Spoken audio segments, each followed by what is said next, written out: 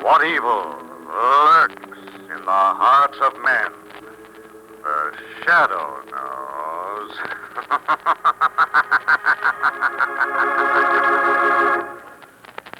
Once again, your neighborhood blue coal dealer brings you the thrilling adventures of the Shadow, the hard and relentless fight of one man against the forces of evil. These dramatizations are designed to demonstrate forcefully to old and young alike that crime does not pay.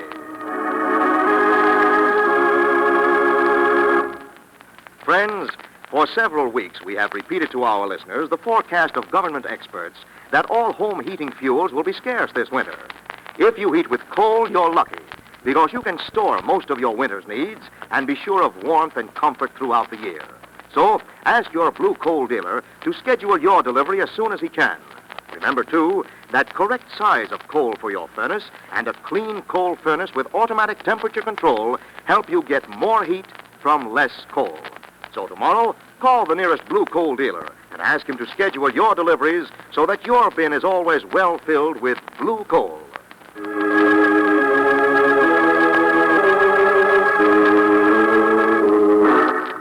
The Shadow, who aids the forces of law and order, is in reality Lamont Cranston, wealthy young man about town. Years ago in the Orient, Cranston learned a strange and mysterious secret, the hypnotic power to cloud men's minds so they cannot see him. Cranston's friend and companion, the lovely Margot Lane, is the only person who knows to whom the voice of the invisible Shadow belongs. Today's drama, The Comic Strip Killer.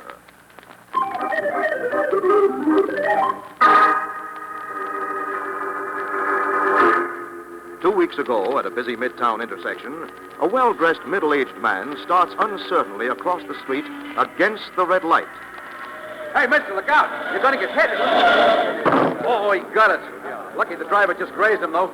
Hey, mister, you all right? You all right? Poor guy must have fainted. Holy smokes, this guy's dead.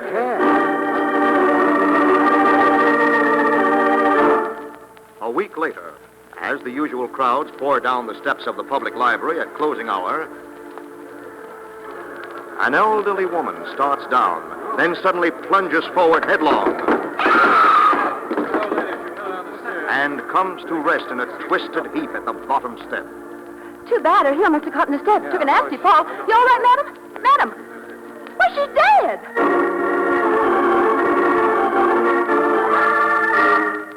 And just 24 hours ago in the police commissioner's office. And this is the third one, Cranston. That body I just showed you in the morgue was the third victim in 3 weeks. Felt in the stands during Saturday's football game. 1, 2, 3 cases. Just like that. Well, accidents do happen, Commissioner, sometimes 3 in a row. But these were not accidents, Lamont. What? No, Margot. Those people didn't die from being hit by taxis or tripping on the stairs or falling from football stands. No, then how? They were poisoned. Poison? When the poison took hold, they collapsed, and it just appeared they were killed accidentally. Are you positive, Commissioner? Of course I'm positive, Cranston. Just got the medical examiner's report and the third autopsy. And all 3 died from the same type of poison. Could they all 3 have been suicides, Commissioner? I hardly think so, Margot. People don't usually take poison and then wander around the streets or go shopping. Were there any marks on the bodies? Any indication of how the poison was taken? Well, that's the really baffling part of it. There were no marks at all, none. The medical examiner's going out of his mind along with me. See what you mean. If this killer isn't picked up in a hurry, you'll have a lot of jittery citizens on your hands. You're telling me. All 3 murders took place in busy public places. It's obvious the killer likes to circulate best in a crowd where he can get lost fast. You haven't any theories, have you, Cranston? Well, I might have, but I think it would sound a little ridiculous right now. Later, maybe. Well, come on, Margot. You and I have a little research to do. This is our day to be mysterious, Commissioner. Play along with it, Margot. Even a Cranston theory is better than none. I'll telephone you just as soon as something new turns up. And let's hope it's not another victim. Good luck, Commissioner. Thanks, Lamont. I can sure use some. See you later, Margot. Goodbye, Commissioner. Well, Lamont? You like morgues, Margot? Oh, they give me the creeps. Why? And how about newspaper morgues? Oh, well, they're different. What would we be going to a newspaper morgue for? Well, we might be going to read up on old comic strips, Margot. Lamont, be serious. I am. Well, This doesn't have something to do with that theory you said you couldn't tell Commissioner Weston about. Mm-hmm. No wonder you thought it was too ridiculous to mention to the commissioner. It might not be as ridiculous as you think, Margot. Depends a lot on which comic strip you read.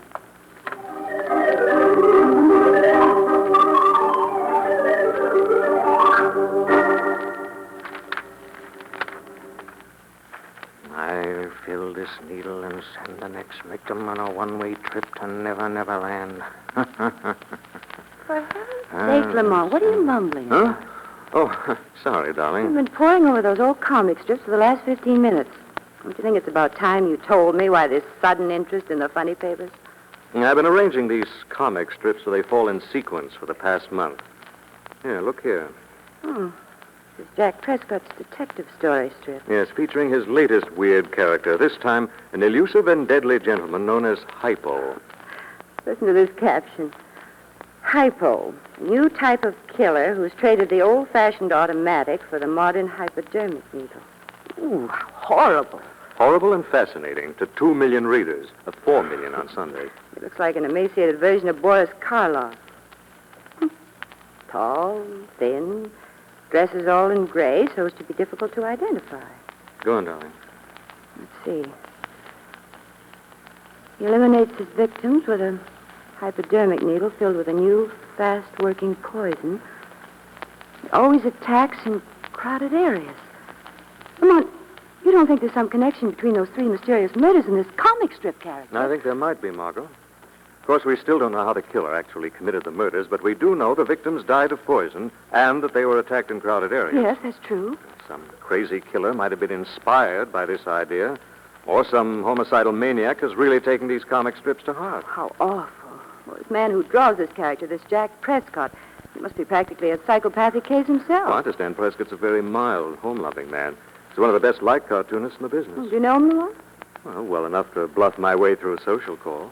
Well, do you think he'd be able to tell you if there's any basis for this theory of yours? Yes, he might, Margot. He has a studio over on Park Place. Why don't we go over and see?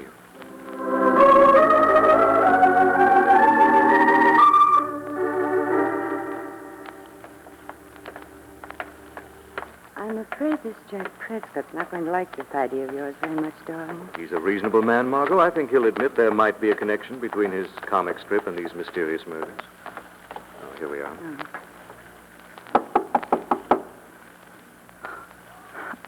I feel sort of frightened. Isn't that ridiculous? Oh, not at all. After all, you're about to visit the birthplace of some of America's most notorious villains. Cyanide Susie, Wasp Waist, Gimlet Eyes. Well? Oh, hello, Harry. I'm... Mr. Prescott can't be disturbed. He's very busy right now. I phoned Mr. Prescott today, and he invited me to drop in, Harry.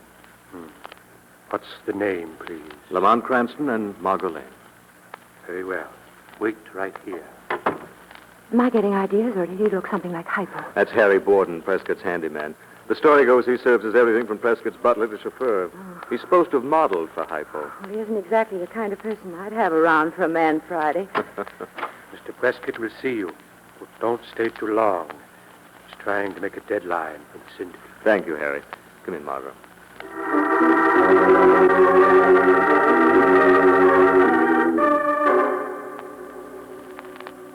This is very upsetting, Mr. Cranston, this theory of yours. I know it sounds fantastic, Mr. Prescott.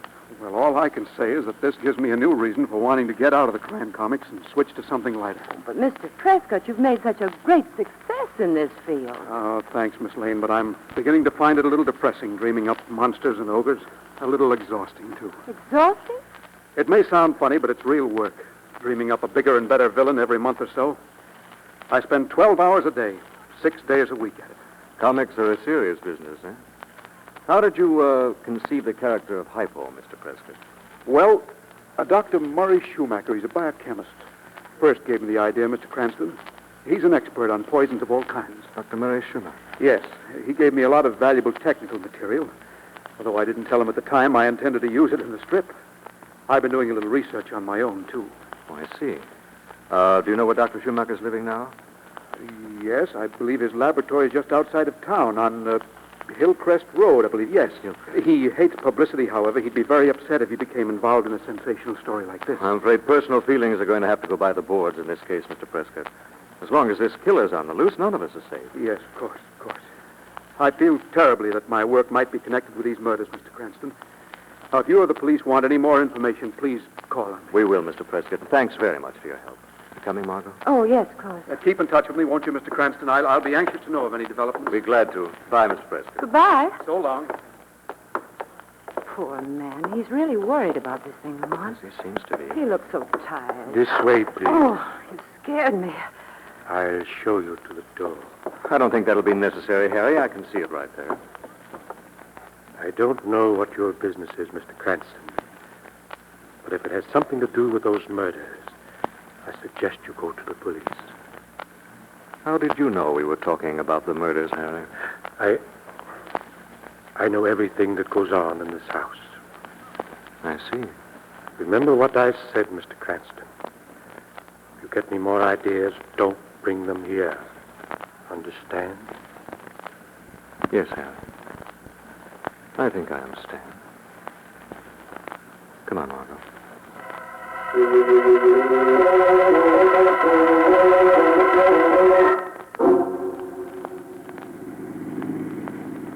Lamont? Darling, you haven't said a word for 10 minutes. Oh, I'm sorry, Margot. I was just thinking about our talk with Jack Prescott. Also the fact it might be worth checking into Harry Borden's record. Good idea. Where are we going now, Dr. Schumacher? No, Margot, not until I've had a chance to check on an idea that just occurred to me. That sounds very much as if you're going to drop me off at home. I am, darling. I'll call you in the morning after I've done a little scientific research of my own.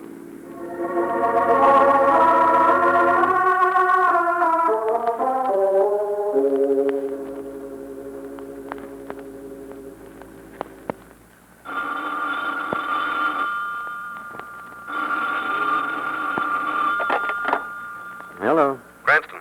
Commissioner Weston. Sorry to wake you up at this hour, Cranston. No, you didn't wake me, Commissioner. I was doing some work. Why, what's up? Another murder, just like the others. Huh? Guy collapsed in front of the Globe building, reading the news flashes. They rushed him to the hospital. Another victim? Yeah. Only this time it's somebody with a name. What name, Commissioner? The cartoonist. Jack Prescott.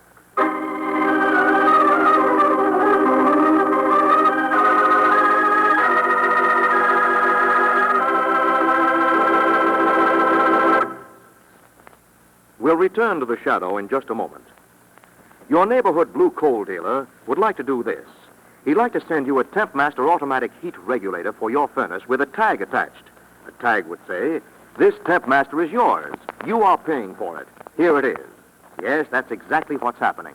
If you heat with coal and do not have a Tempmaster, you are paying for all the comfort and convenience of automatic temperature control without getting it. You see, fuel studies prove that a hand-controlled furnace fire can help running away with itself at times and overheating your house. When that happens, you're losing plenty of heat up the chimney. You're wasting a lot of fuel. You may be wasting enough to pay for a blue coal Tempmaster in a single heating season. So, if you don't have a Tempmaster now, you're missing the carefree heating comfort that you're paying for anyhow. Call the nearest blue coal dealer tomorrow and ask him to demonstrate the blue coal Tempmaster, the modern electrical servant that pays for itself. See how it operates. See how furnace controls are operated from a thermostat in your living room, automatically opened and closed as needed while you take it easy. Remember, you're paying for a Tempmaster anyhow, so why not get the comfort, ease, and more helpful heat you're entitled to? Call your blue coal dealer tomorrow. Now, back to the shadow.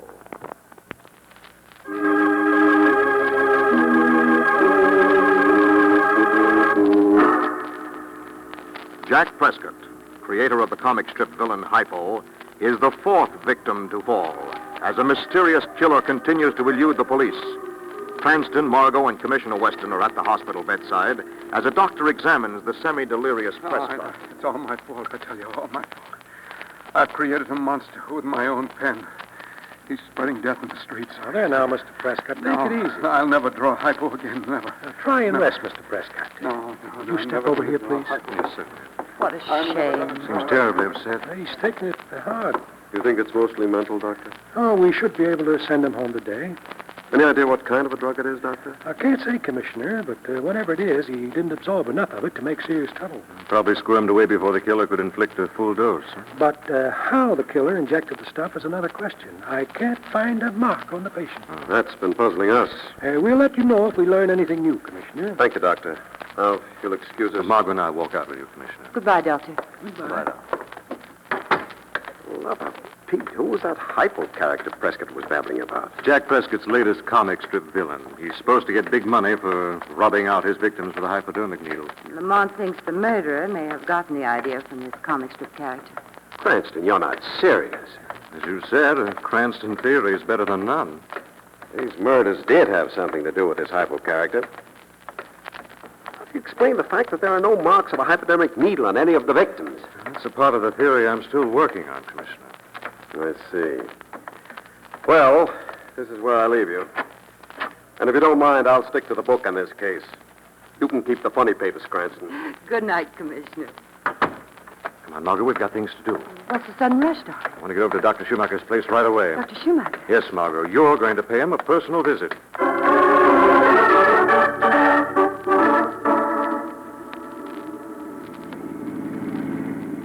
Now, just a second, darling. Let me get this straight. I'm to interview Dr. Schumacher as a newspaper reporter. Is that right? That's right. Get him to talking, Margot. Find out all you can. Well, suppose he doesn't want to talk to the press. Well, an interview may flatter his ego. From what Jack Prescott said about him, I'm not exactly looking forward to finding myself alone with this Dr. Schumacher. You won't be alone, Margot. The shadow will be there, too.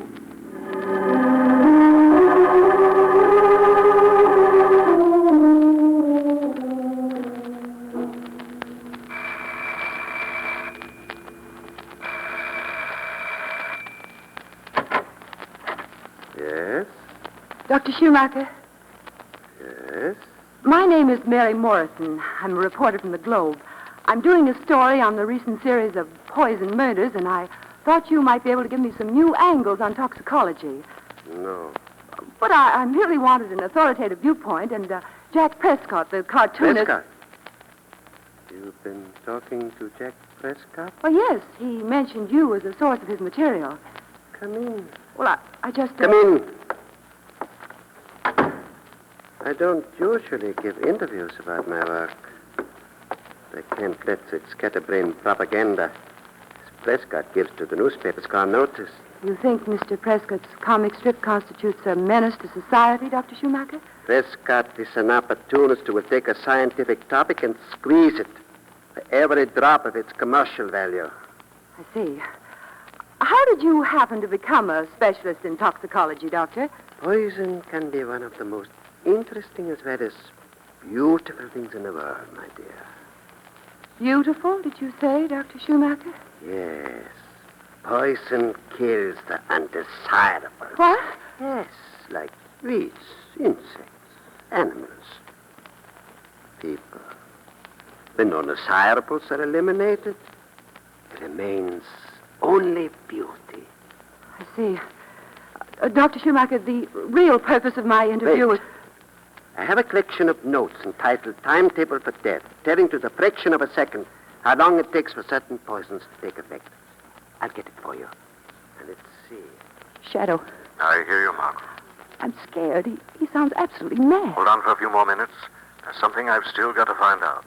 Don't worry, Margot. The shadow is watching every move. Now you will see how accurately death can be calculated. I'm fond of the title. Timetable for Death. It's like looking at the schedule of trains. Slow ones and fast ones. But all of these trips are one-way journeys. You see, there is no round trip. You have a laboratory, too, I suppose, Doctor? Yes. Would you like to see the latest specimen from my laboratory? It's not very pretty, of course. When you see what happened to this creature as a result of poison, you will have something worth writing about. I'll get it for Dr. you. Schumacher, please. This cursed asthma of mine. I'd almost forgotten about it. If I climb those stairs, I'll be wheezing for the rest of the day. Excuse me a minute. I'll get someone who can get it for us. All right, Margot, get out fast. But Shadow, I haven't found Never it. mind that now, Margot. Just get out of here. Hurry.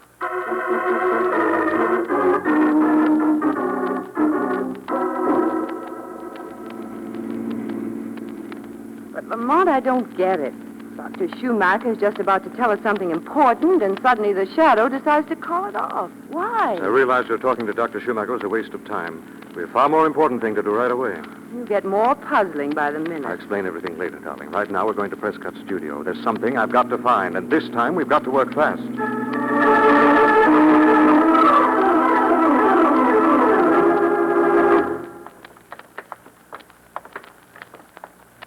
Now, this pass key will get you in the front door here. I'm going in through another entrance. When you get into Prescott's studio, your job will be to delay intruders, whoever they may be. Well, don't take too long, Lamont. This decoy business is beginning to wear on my nerves. I won't. Good luck, darling.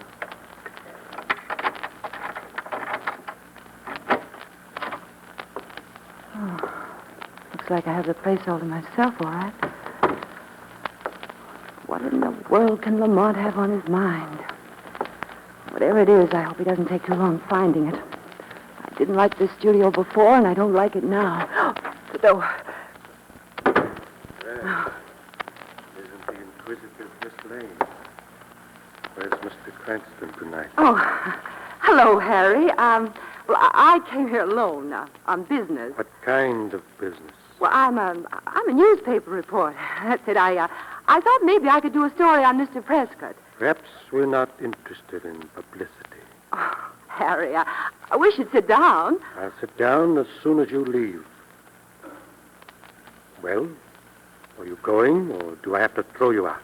Well, I can't leave right now, Harry. No? Why not? Well, I have to wait until the police arrive. Police?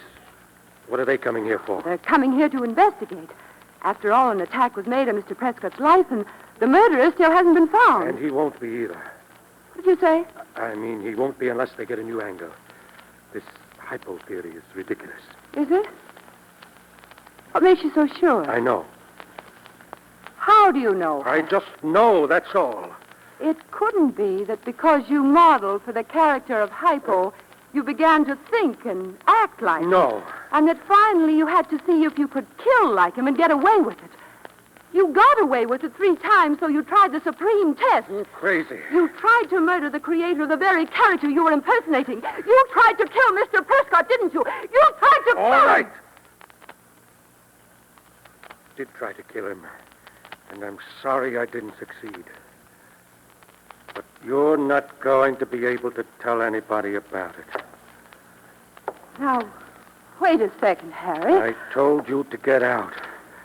Now you're going out where nobody will find you. Very interesting. Mr. Prescott. I didn't hear you come in, sir. You seem to be confused, my boy. You're not talking to Mr. Prescott. You're talking to Hypo. Listen to me, Mr. Prescott. Notice how I move around the room, swiftly, noiselessly, like death itself. It might interest you to know that I'm receiving $5,000 in advance to have you, shall we say, erased. Mr. Prescott, please. Oh, the young lady. An unscheduled job. This is going to cost them extra. A double feature is tricky business. Sir, put down that instrument. Listen to me for a minute. 1 minute, and one thing I always pride myself on is neatness, Harry. No guns, no knives. That's why Hypo was the highest paid killer in the murder racket. Mr. Prescott, look at me. It's me, Harry Borden. We're going to handle the whole thing with efficiency and dispatch. Mr. Prescott, please. Forgive me, young lady. I'll take the gentleman first. No. Quite painless and very swift. You'll hardly feel it when No. I inject the poison.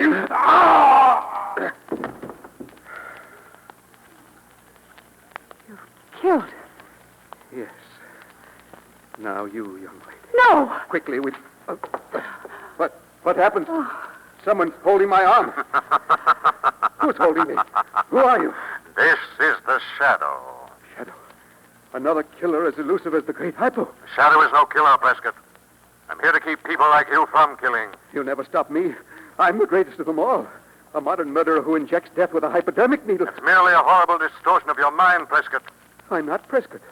I'm Hypo, the great killer. You've killed, yes, but you're not a killer. And murdering character is only a creation of your overwrought imagination and exhausted brain. Hypo, the great killer. You're an artist whose facile mind has played a terrible trick. Hypo, the great And you'll pay for your crimes, not by death, but in an institution. No, I'm Hypo. This is the great killer.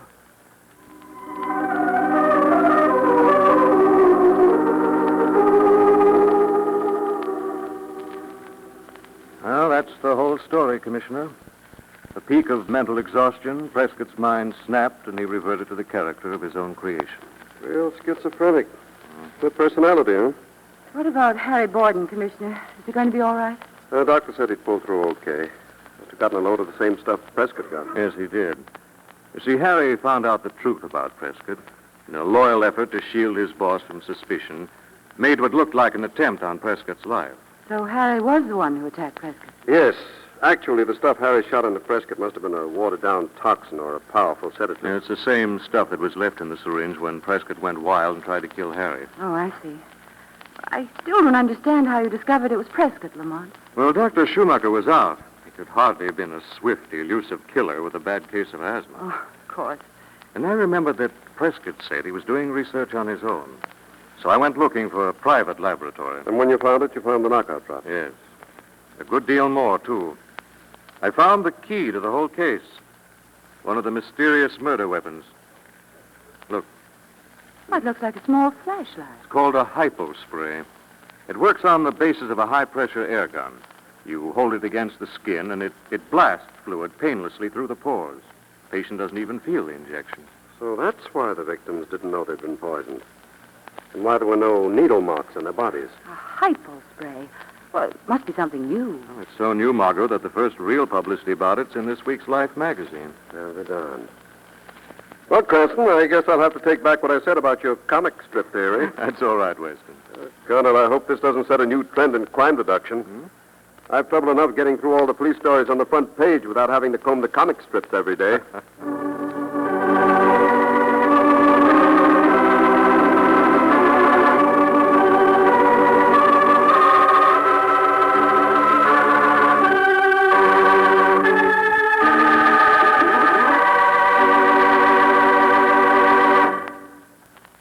And now let me present Blue Coal's distinguished heating authority, John Barclay. Thank you, Andre Bruce, and good evening, friends. As the old saying goes, well begun is half done. If you emphasize fuel saving in your home now, you'll start fuel-saving habits that will last all winter. Tell your family to always close off rooms that are not used. Ask the children to be sure to close doors behind them when they come in or out of the house. And, of course, now is the time to install a TempMaster automatic heat regulator on your furnace. A Blue Coal TempMaster is not only the last word in heating convenience, but over the course of the winter, it can easily save as much as 20% of your fuel. Remember, Blue Coal dealers can install a TempMaster easily and quickly without the necessity of shutting down your furnace. I thank you.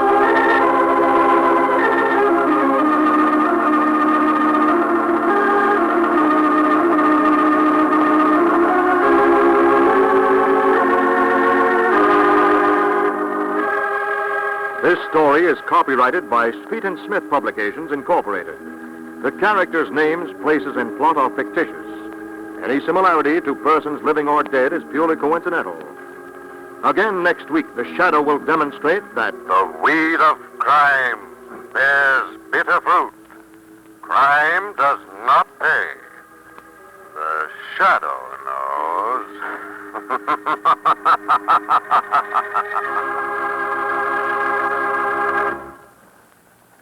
next week, same time, same station, your friendly Blue Coal dealer brings you another strange and thrilling adventure in the Shadow's daring battle against the forces of evil. The Shadow is presented by the D.L.&W. Coal Company, distributors of Blue Coal. Lamont Cranston is played by Brett Morrison. Margot by Grace Matthews. Your announcer is Andre Baruch. Remember, it's Blue Coal for finest heating service. It's Blue Coal for finest modern equipment. It's Blue Coal for the best home heat money can buy.